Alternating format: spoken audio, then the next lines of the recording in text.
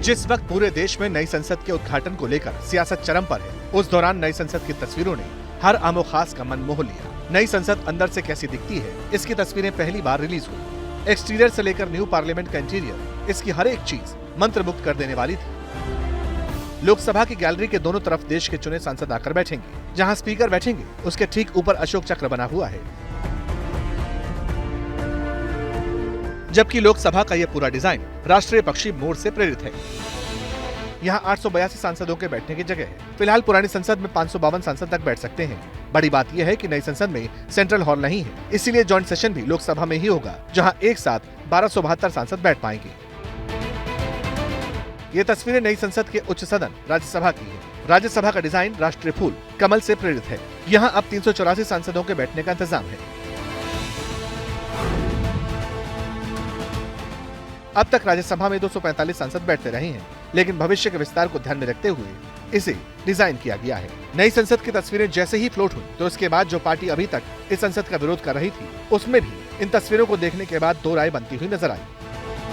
National conference PM Modi के हाथों नई संसद के इनॉग्रेशन का विरोध कर रही है, लेकिन उमर अब्दुल्ला ने ट्वीट कर दिया, कह दिया कि विवाद एक तरफ है, लेकिन नई संसद भव्य और दिव्य तो है। उमर अब्दुल्ला ने लिखा, नई बिल्डिंग का स्वागत है। पुरानी संसद भी अच्छी थी और जब मैं कुछ सालों के लिए वहाँ था तो हम कई लोग कई बार नई और पहले से अच्छी पार्लियामेंट बिल्डिंग की जरूरत पर चर्चा जरूर करते थे। चलिए देर आए दुरुस्त आए, और मैं तो यही कहूंगा कि ये संसद काफी शानदार दिखाई दे रही है। अब भले ही 21 विरोधी दल नई संसद के इनॉग्रेशन पर अलग लाइन लेकर बॉयकॉट की अपील कर रहे हैं, लेकिन इस सबके बीच नई संसद के उद्घाटन की तैयारियां जोरों पर हैं।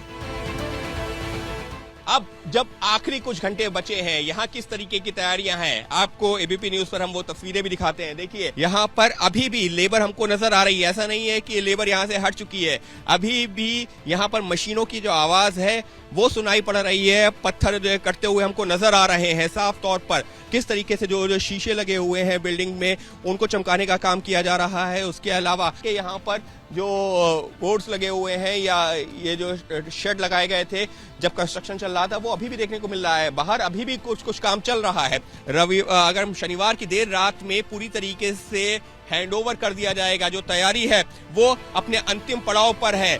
नोट करने वाली बात यह भी है कि प्रधानमंत्री मोदी जब 28 मई को नए संसद भवन का इनॉग्रेशन करेंगे, तो इस दौरान वो एक 75 रुपए का स्पेशल सिक्का भी जारी करेंगे। सिक्के के एक तरफ संसद कॉम्प्लेक्स की तस्वीर बनी होगी। ये 75 रुपए का सिक्का 44 मिलीमीटर के व्यास के साथ एक गोलाकार आकार का होगा। 35 ग्राम वजन का ये सिक्का 4 धातुओं से बना होगा। इसमें 50% चांदी जबकि 40% तांबा है। इवेंट को ग्रांड के साथ पारंपरिक बनाने की तैयारी है, मगर विरोधी दल राष्ट्रपति से उद्घाटन करने की बात पर अडिग है।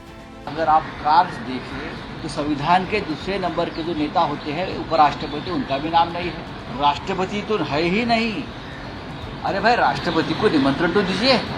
Ex president of India Ramnath Kovind को बुलाया नहीं है, उनको निमंत्रण नहीं है। तो क्या ये एक पार्टी का समारोह है? नई पार्लियामेंट बिल्डिंग के इनॉग्रेशन का बहिष्कार देश के नागरिकों का बहिष्कार है।